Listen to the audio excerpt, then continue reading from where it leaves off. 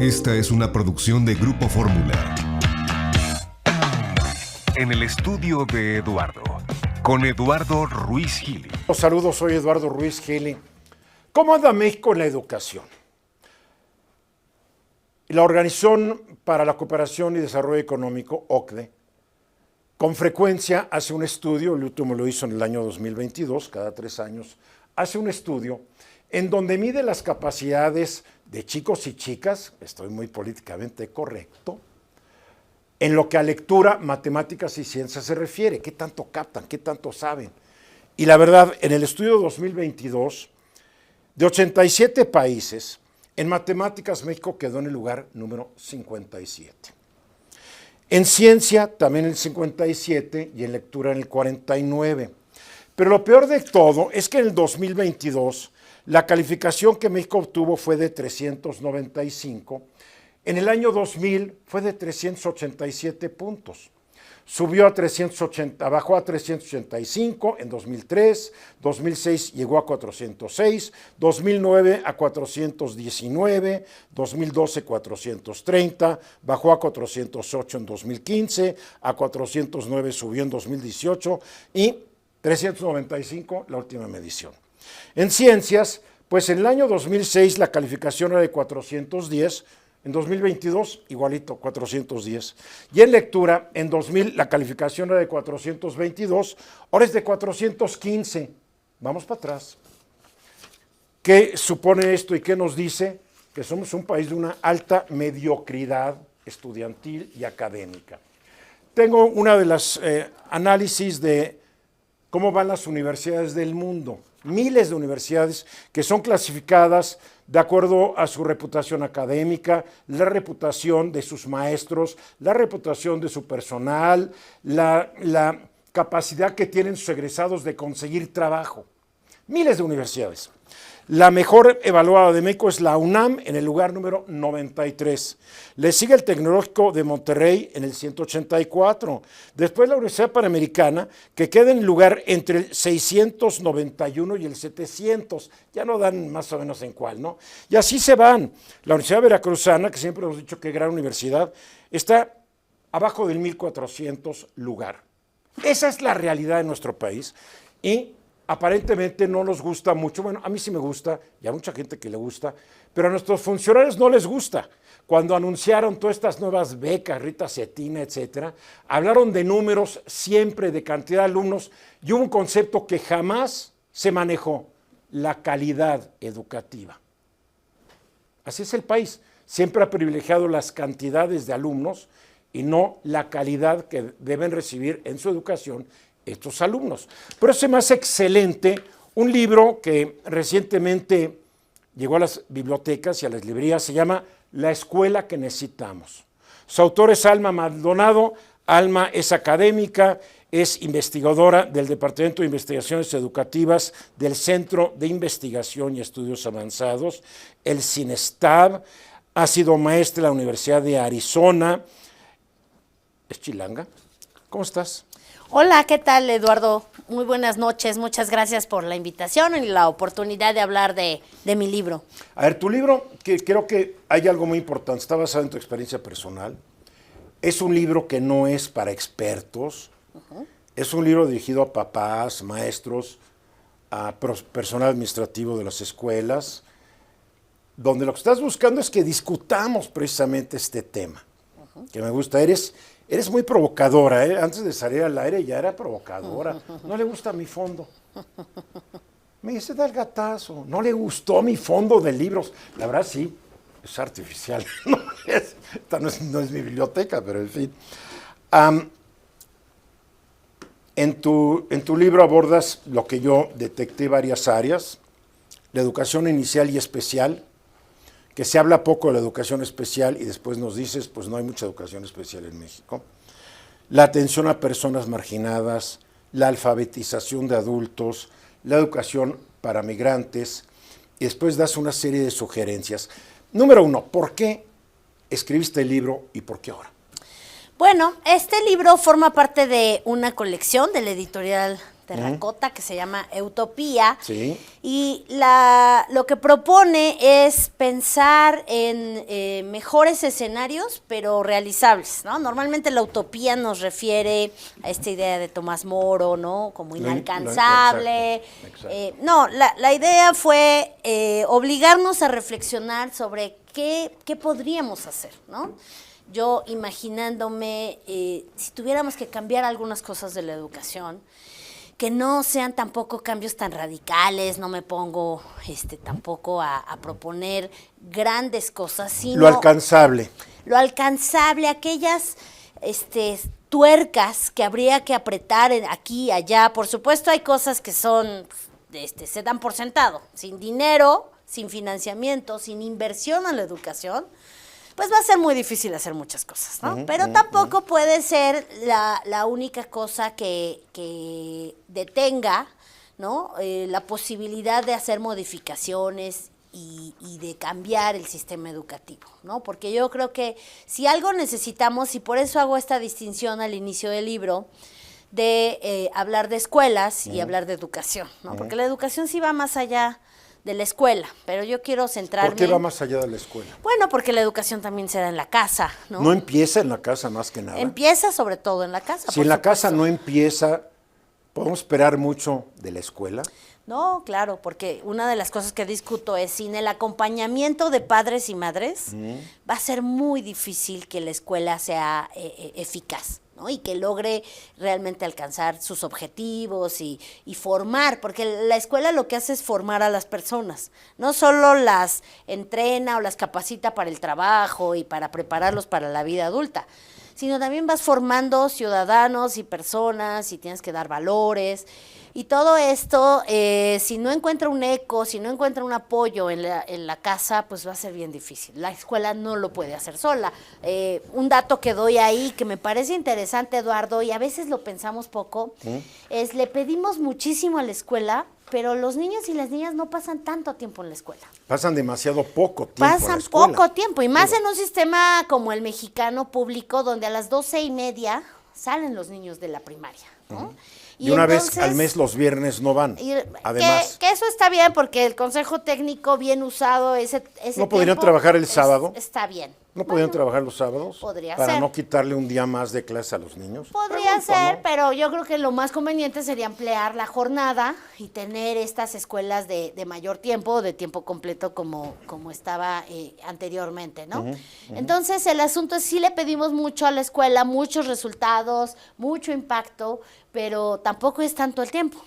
Entonces, poco tiempo, hay que aprovecharlo bien, hay que sacarle provecho e insisto, si tú no lo refuerzas eso en la casa, si tú no apoyas, si tú no estás al pendiente, es muy difícil que la escuela logre buenos resultados. A ver, vamos por partes. Tú le dedicas mucha atención al desarrollo temprano y la formación inicial. ¿Qué debo entender como desarrollo temprano y formación inicial?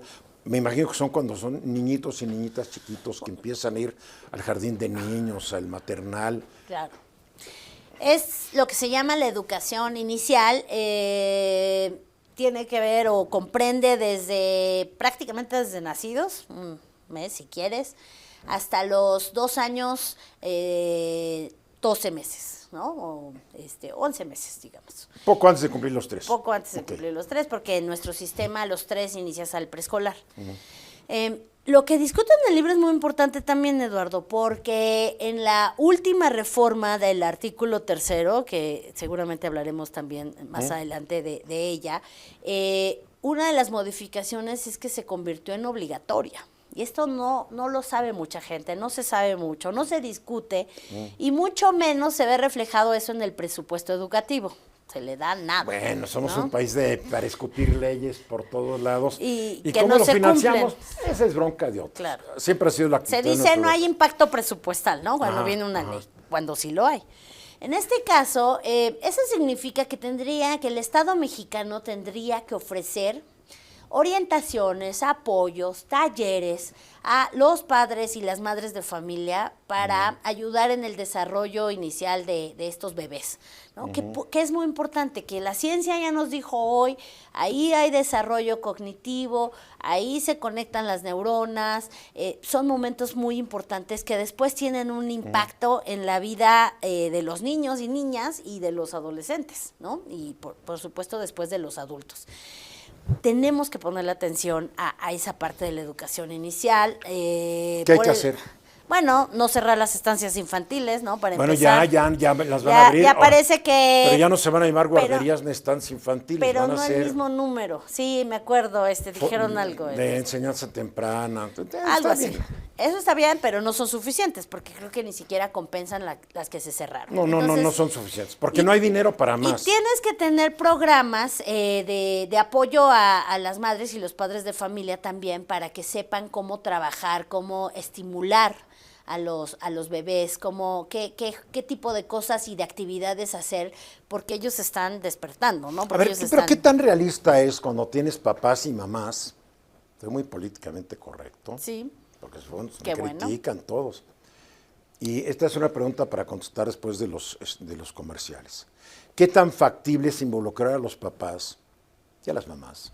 Cuando muchos de ellos se levantan muy temprano, se tardan 2-3 horas en llegar a su trabajo, mal pagado generalmente, acaban de trabajar, regresan a su casa después de 2-3 horas, quién sabe quién estuvo cuidando al niño que tiene menos de 3 años, qué ganas y qué energía ya van a tener para esto. Te hago la pregunta, vamos a los mensajes y regresamos. Y me da mucho gusto estar hablando sobre un tema que a mí me fascina, que es la educación en México. La escuela que necesitamos, pasos urgentes para mejorar la educación en México. Su autora, Alma Maldonado. Es un libro de una editorial nueva que se llama Editorial Terracota. Traen una onda buenísima. Ya entrevisté hace algunas semanas, ¿verdad, Francine?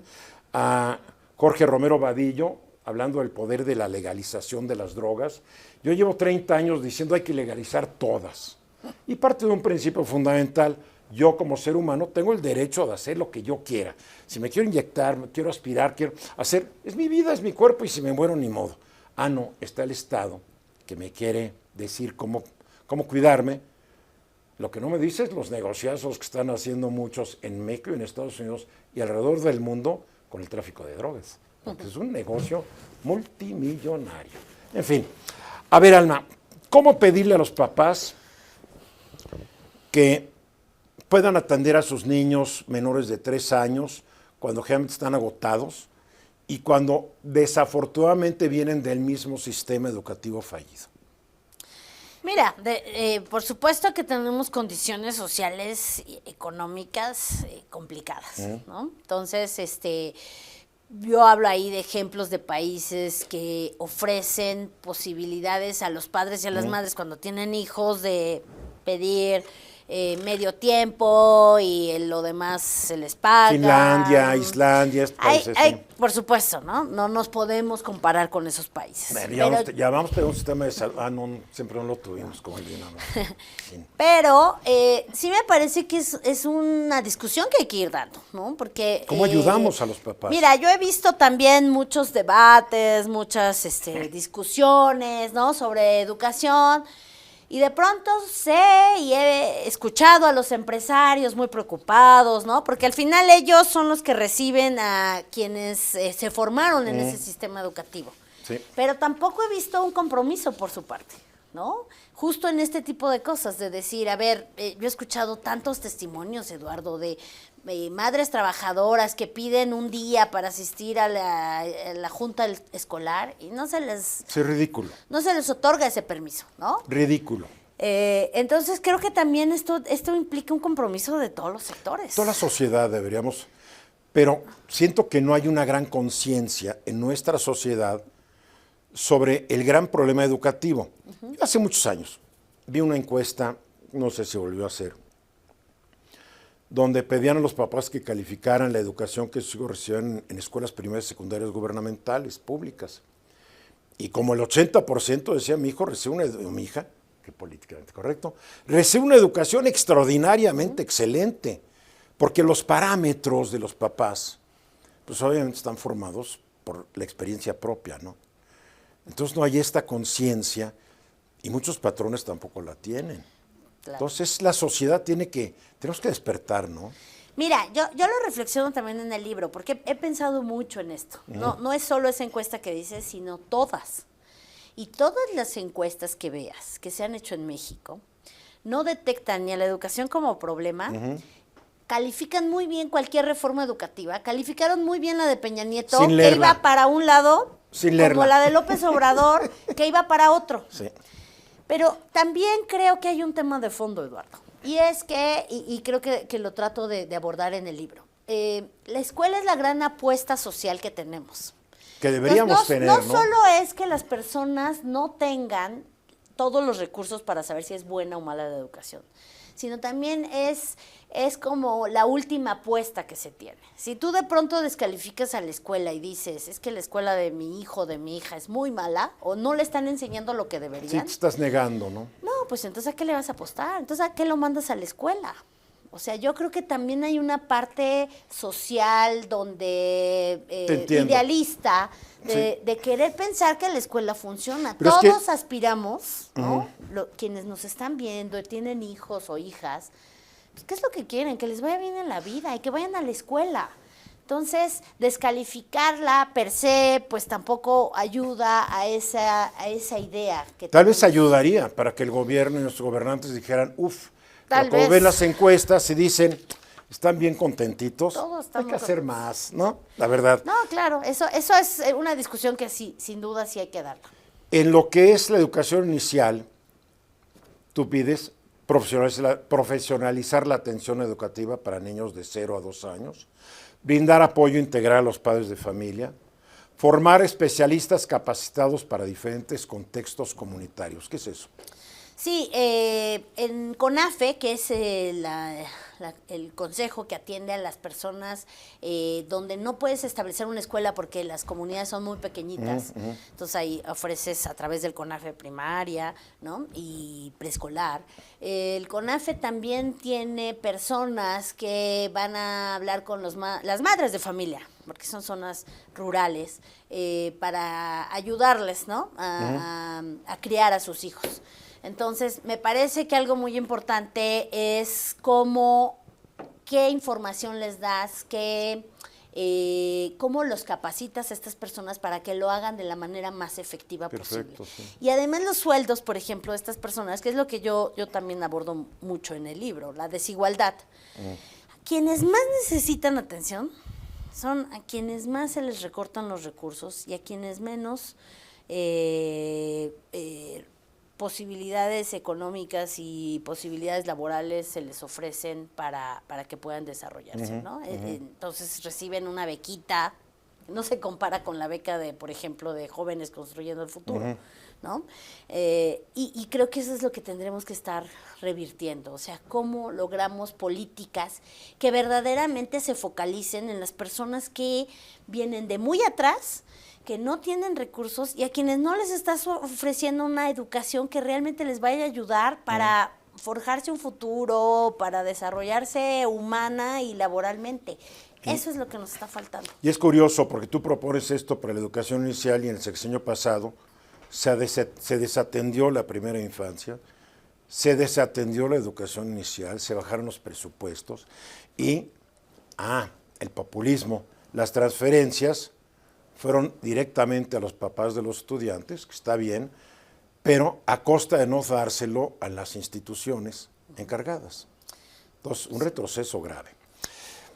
Tú también propones varias cosas en la mejoras en educación básica, o sea, la primaria. ¿Qué estás proponiendo? Sí, en la primaria estoy proponiendo que deberíamos por supuesto, revisar el modelo. Este es un debate que viene del sexenio pasado, ¿no? Y que es muy actual, además. Cambian el modelo, cambian los libros de texto. Cada presidente es un genio nuevo que Claro. tiene que transformar a la esto no es República. nuevo, ¿no? Sí, no, siempre. Cada presidente quiere hacer su nuevo modelo, sus nuevos libros de texto, lo cual es un retraso en términos de política educativa, Eduardo, tremendo, porque además no nos damos el tiempo de evaluar.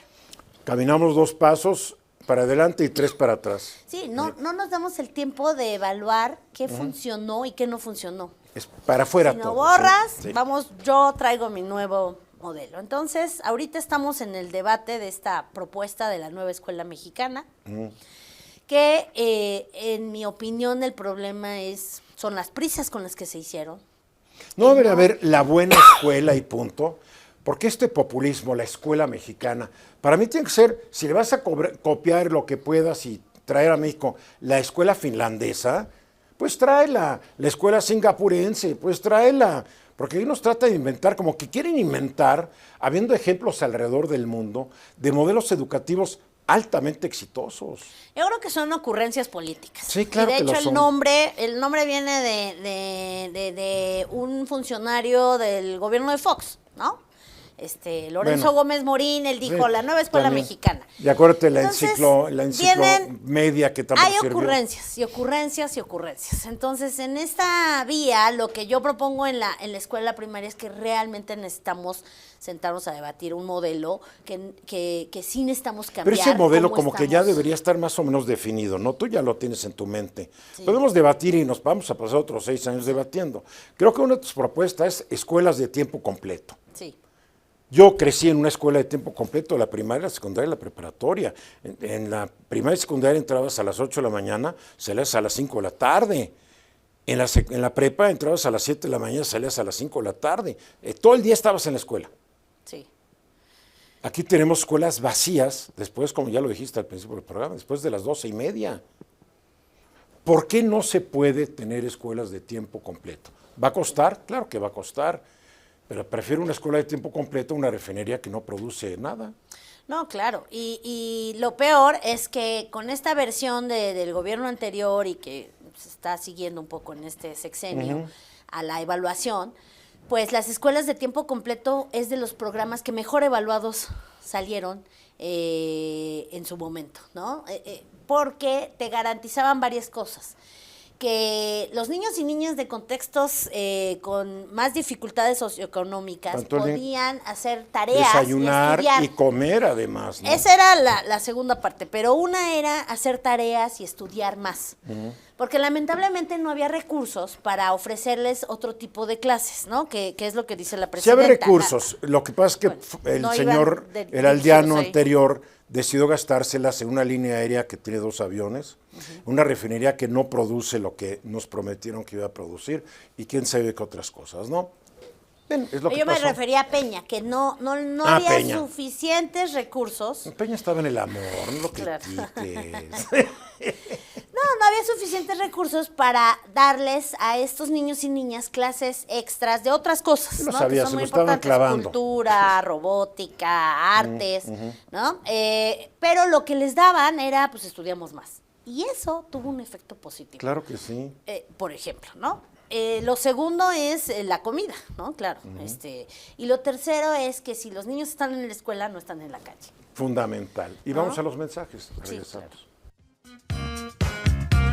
Estamos aquí ya de regreso y le doy las gracias a Alma Maldonado, la autora de La Escuela que Necesitamos, que esté conmigo esta noche. Gracias, Alma. Gracias. A ver, tú también has dicho algo, 2 cosas que me llaman mucho la atención, yo no había pensado en esto. Facilitar la transición entre primaria y secundaria, porque si es un cambio hasta traumático. Y cuando yo lo leí en tu libro dije, sí, yo me acuerdo cuando pasé de sexto, de primaria a primera y secundaria, fue como que traumático. En sexto tienes tu salón de clase, tu maestro, tu maestra, y ahí muere. Y entras a secundaria y cada 50 minutos te cambian el maestro y el maestro. Entonces dices, ¿qué onda, no? Y sí es traumático. Y 2, tú replanteas cómo usar las tecnologías y nuestros gadgets en las escuelas. Sí. Amplía estos 2 puntos, creo que son fundamentales. Sí, me parece que a veces no tomamos en cuenta esta parte socioemocional, ¿no? No la de tomamos las en niñas cuenta. y los niños y de lo que es vivir esta transición, que es difícil y es pesado, ¿no? Entender, porque ahí tienes que desarrollar toda esta adaptabilidad. cuando estás en la secundaria, de entender que ya estás con un maestro, que al rato estás con otro, que uno pide una cosa, que otro pide otra. Y que el maestro ya no te trata como el niño que fuiste hasta Claro, sexto. ahora ya eres, Entonces, primero secundaria ya son violentamente verbales y se van contra ti. Tú estás, ¿qué pasó? Claro. Te cambiaron todo. Claro. ¿Sí? Entonces creo que todas estas partes nos falta ofrecer mayores elementos. Una de las cosas que digo es, hay tan pocos recursos destinados, Eduardo, a la capacitación docente, a estar ofreciendo a los maestros y a las maestras las posibilidades de tener cursos. Y López Obrador acabó con todo lo que había. Claro, yo hasta hablé acabó con el Instituto de Evaluación para ver cómo van las sí, escuelas. no sabemos los ahora maestros. cómo. Estamos en cero.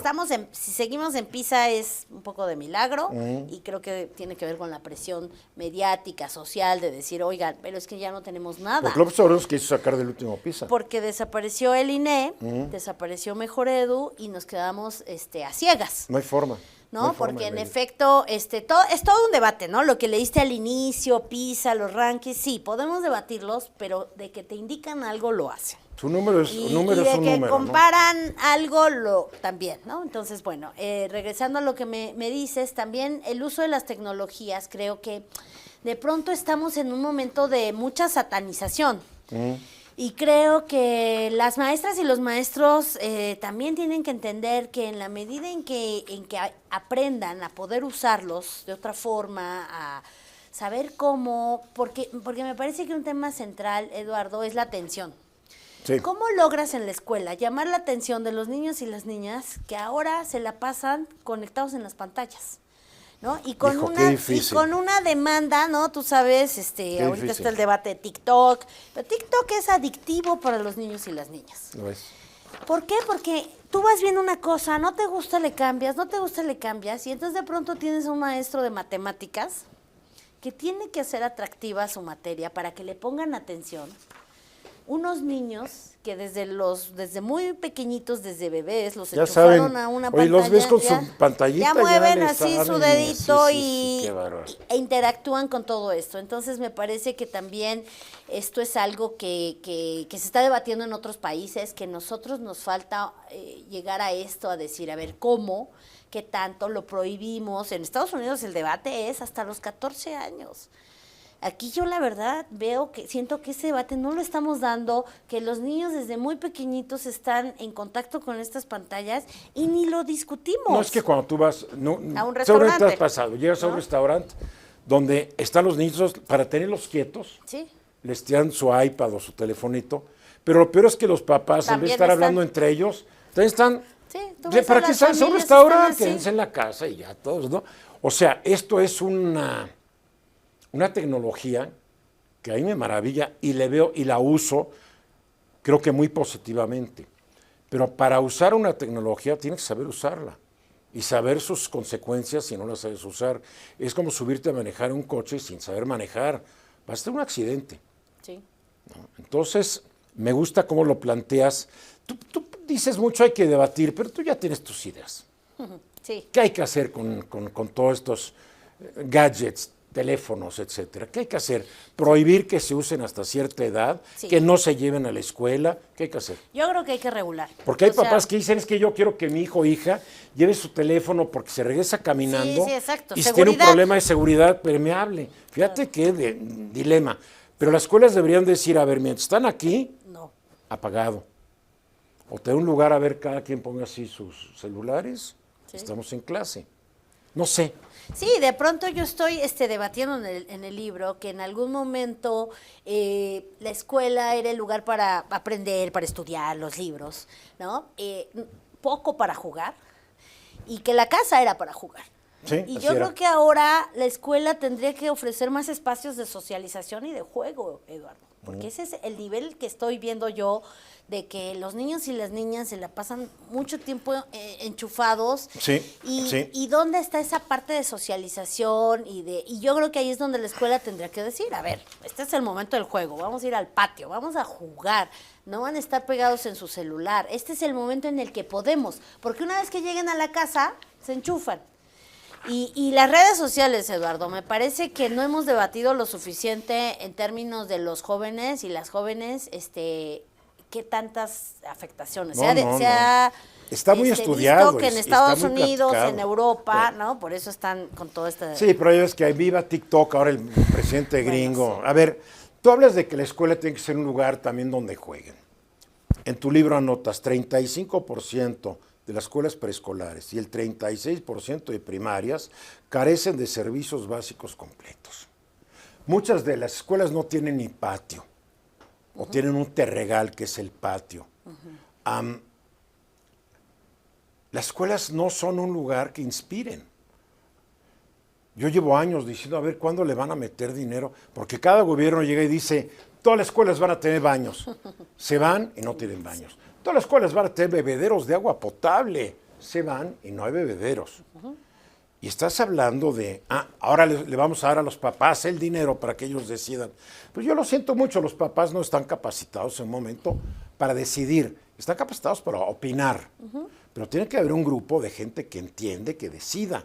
Entonces, el populismo ya llegó a todos lados y las escuelas siguen igual de deterioradas. Sí. Que también, entonces, ¿cómo tener una escuela que es un lugar donde llegas y tiene que ser agradable y francamente es un lugar bastante feo? Sí.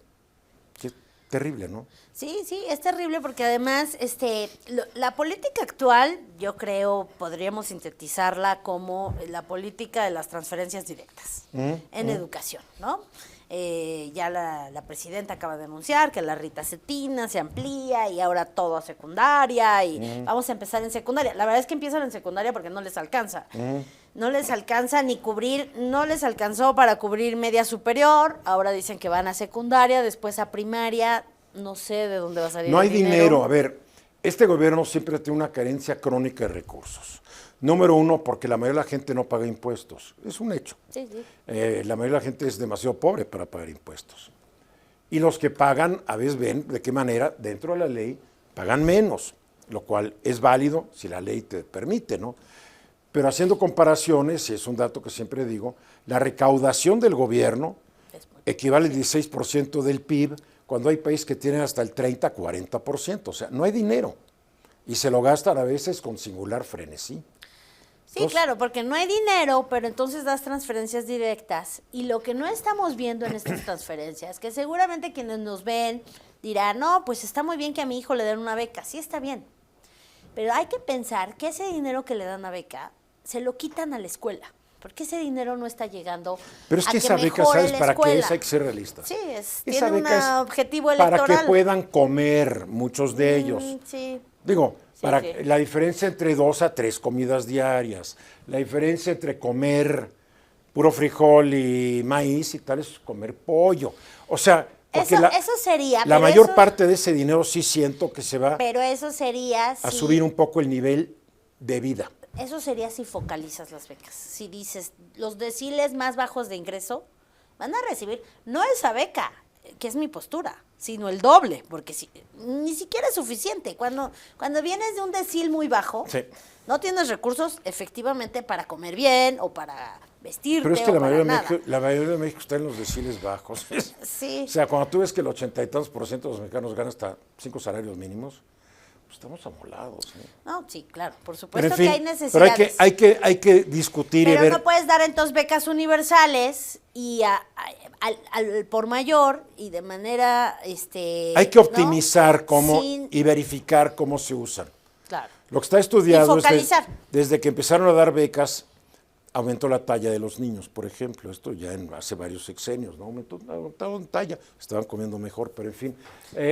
Este es nuestro segundo o tercer segmento, Francine, porque yo ya me perdí. Es el tercero. Qué bárbaro.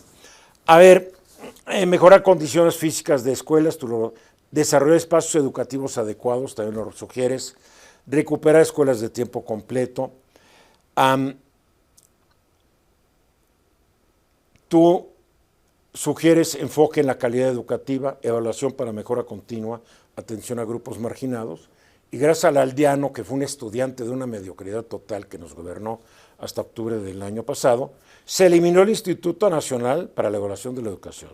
Se dejaron de publicar estudios y evaluaciones sistemáticas del sistema educativo y se omitió información sobre aprendizajes en informaciones gubernamentales. O sea que estamos en la oscuridad total. Sí. Sí, lo último que quedaba, que era la Comisión de Mejora para También la ya. Educación, se fue ahorita con los organismos autónomos. Y entonces no hay rendición de cuentas, Eduardo, no hay transparencia. El INAI, ¿no?, cumplió una función al estar también verificando qué pasaba con los Tienes toda la recursos razón. en programas como La Escuela es Nuestra, y tampoco. Vamos a los mensajes y regresamos. Estamos de regreso con Alma Maldonado, autora de La Escuela que Necesitamos, Pasos, Urgencia, que pueden ver el libro, para mejorar la educación en México, de Editorial Terracota. Cómprenlo, compren todos los libros de Editorial Terracota, en serio que valen la pena, porque están hablando de temas fundamentales de una manera muy accesible y con una gran lógica, un gran razonamiento estos libros, porque yo los estoy leyendo y me gusta mucho lo que encuentro. En conclusión, ¿qué escuela necesitamos? Bueno, una escuela atractiva, una escuela que forme, ¿no?, a las personas, que no solo piensen en el campo de trabajo, pero que por supuesto sea realista, ¿no? Hoy en día tenemos una situación laboral pues complicada, entonces tú no puedes pensar que no nos importe cómo salen matemáticas. Sí, porque ¿no? esta idealización, no los vamos a formar para que sean materialistas. Perdóname, el pan, los frijoles y la tortilla son materia. Somos materia, somos materialistas y necesitamos estar capacitados para el trabajo, y esa capacitación nos la tiene que dar la escuela, y nos tiene que dar valores, y nos tiene que dar educación. Y herramientas, Eduardo. Y herramientas, o sea, estamos ¿no? en un mundo convulso, ¿no? Porque no solamente de la grilla vive el hombre, como los que han cambiado el sistema educativo mexicano. No, claro, o sea, las personas, sobre todo si vienen de contextos bajos, tú necesitas darles herramientas. Y creo que pues ahí es un poco el llamado, decir, a ver, la escuela tiene que dar esas herramientas. Sí tendríamos que saber cuáles. Sí debemos de compararnos. No les gustan a las personas, normalmente no les gusta compararse, ¿no? Porque pues ahí. Pero es la primera forma y la primera manera en saber en dónde estás parado. Claro, Compárate con otros, punto, claro. Claro, o sea, y nos salimos de otras pruebas. ERCE era para países de América Latina. También nos salimos de esa, ¿no? No solo hemos cerrado nuestra propia mirada sobre lo que pasa en la educación mexicana, para que también hubiera comparaciones, por ejemplo, en los estados. Porque ahí uno de los llamados que hago, Eduardo, es en estas épocas, ¿no?, donde además se toman decisiones demasiado centralistas, también los estados llevan mano, también los estados pueden hacer cosas, y te puedo decir que hay estados que no dejaron de evaluar, o que en la pandemia Sí, fueron los estados que tomaron gobernaba la medidas. oposición no morenista. Sí, claro. Aquí el problema es que ahora tienes una bola de gobernadores, pues lacayos, que no van a contradecir, es más, no van a sugerir algo que no sea diferente. Claro. Más, apenas salga un proyecto, van a mandar a hacer un desplegado. Estamos con usted, señora presidenta. Está bien que estén con ella, pero un poco de autocrítica no caería mal. Sí, acaba de anunciar la presidenta una reforma, una más, de la media superior, ¿no? Donde trate un poco, bueno, algunas de las cosas que digo aquí, que haya más flexibilidad, porque yo creo que una de las cosas del sistema educativo mexicano es poco flexible, rigidez. y eso se ve más adelante durante la trayectoria, ¿no? Yo hablo de educación superior, por ejemplo.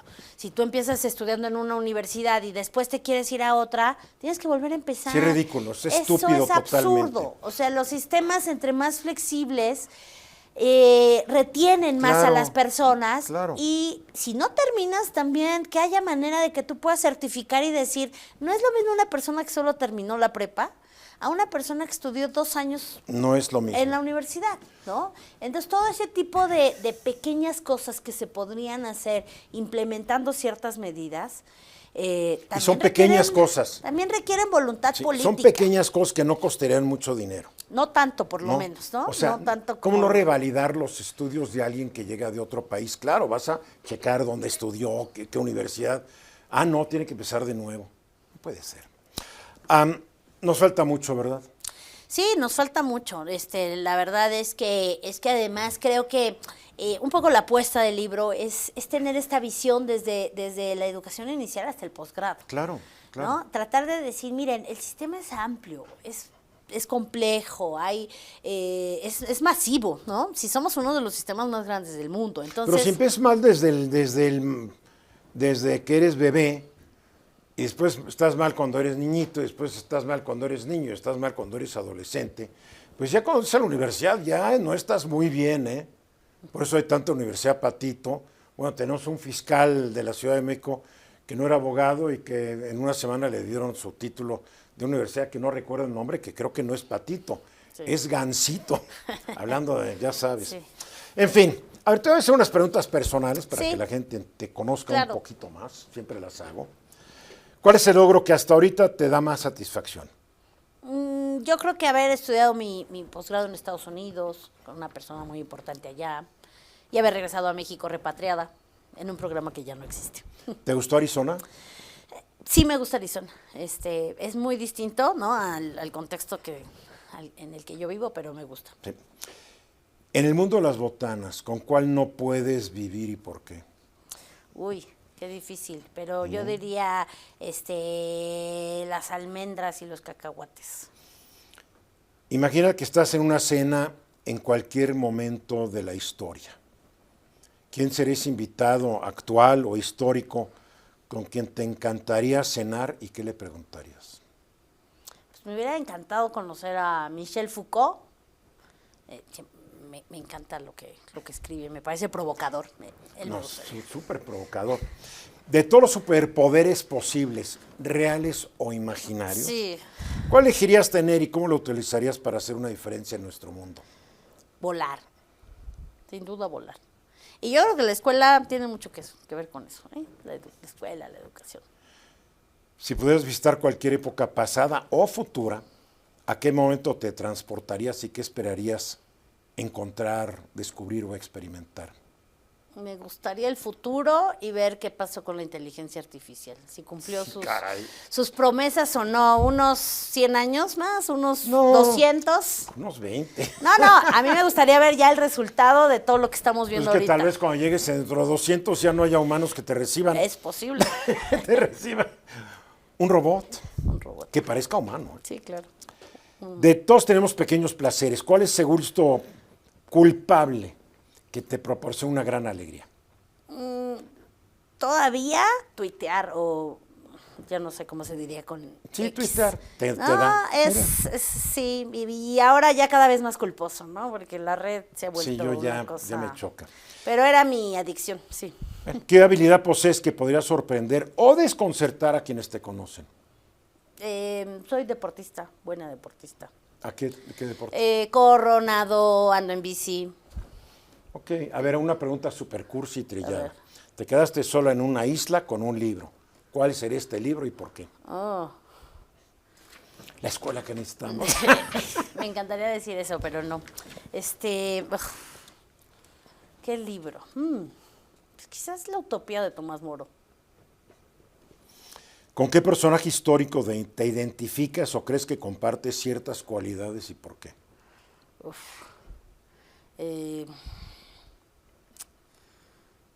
No, ese me quedo como en blanco, no sé. Un poco pretencioso, ¿no? No, ¿por qué? Soñar no cuesta nada. ¿Qué personaje histórico? Un héroe tuyo dentro del mundo de la educación, no sé. No sé, sí, alguna... Bueno, soy de las pocas mujeres que trabaja todavía hoy política educativa. Entonces, yo creo que sí, pero mujeres que han impactado la educación, ¿no? Hay pocas. Hay pocas en el mundo y en México, ¿no? En México menos, pero no sé, sí. Si el camino de tu vida hubiera tomado otra dirección, ¿en qué profesión te ves y por qué? Quizás algo de arte, diseño. Lo dudé en algún momento estudiar. Me gusta también lo manual. ¿Te gusta? Sí. Hay canciones que nos definen, o melodías que nos definen. Ajá. ¿Cuál te gustaría que fuera esa melodía o canción que tocaran en tu funeral? Ingrata, me encantaría. Ingrata. Está bueno. Ok. En un mundo de ilimitadas posibilidades, ¿qué inventarías para dejar un legado transformador?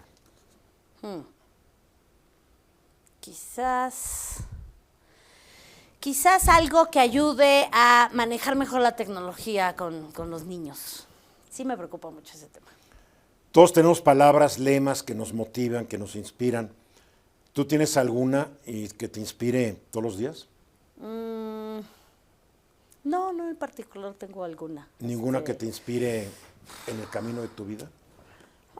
Tengo varias, pero nada en particular. Como soy deportista, más bien me automotivo, ¿no? Me hablo cuando hago ejercicio, me motivo, me impulso, porque cuando uno está corriendo, a veces es muy tedioso. Y Es entonces tienes que hablarte, ¿no? Sí. Más eso. Por eso muchos llevan su gadget. Bueno, yo Están llevo oyendo podcasts o yo escucho música. muchos podcasts que me ¿Cuál gustan. estás oyendo Pues, últimamente? mira, soy fan de Erza Klein de New York Times, soy fan de Hard Fork de New York Times, que habla de tecnología. Escucho muchísimos en inglés. La verdad es que, además, ahorita con el debate Trump, me gusta mucho escuchar. Este programa está en Spotify, para cuando Perfecto, quieras. escuchar. Me puedo escuchar. Es tu última cena. ¿Qué platillo elegirías para tu despedida gastronómica de esta vida? ¿Y por qué? Un pozole estilo oaxaqueño de mole amarillo, Ay, que qué hace mi rico. madre además. Oye, ya, Francine, ponte de acuerdo para que nos mande un itacate. Alma Maldonado, gracias por visitarme esta noche aquí en mi estudio. Muchas Qué bueno, gracias, y le haces Eduardo. mucho bien al país con tus conocimientos y dárnoslos a conocer. Gracias. Gracias por la invitación. Al Maldonado, la escuela que necesitamos, léanlo, preocúpense. La educación en México es de una mediocridad absoluta, no nos gusta aceptarlo, pero todos somos producto de ese sistema y hay que trabajar doble para zafarnos de él y poder prosperar. Soy Eduardo Ruiz Gili, nos vemos el próximo sábado a las 9, el lunes a las 4, todas las horas son del centro. Sigan pasando un bonito fin de semana.